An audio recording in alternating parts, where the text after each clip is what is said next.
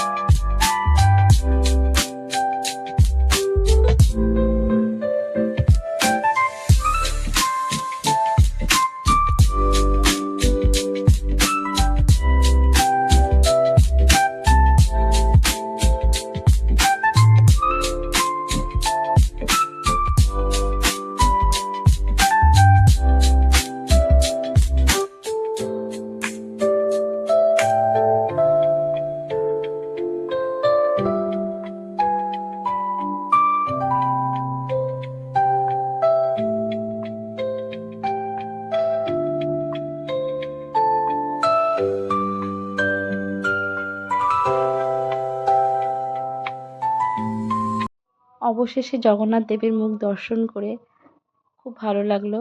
জয় জগন্নাথ, সবাইকে তুমি ভালো রেখো। দারুণ লাগলো, কিন্তু এখানে ক্যামেরা অ্যালাউ না, তাই বেশিক্ষণ ক্যামেরা করতে পারলাম না।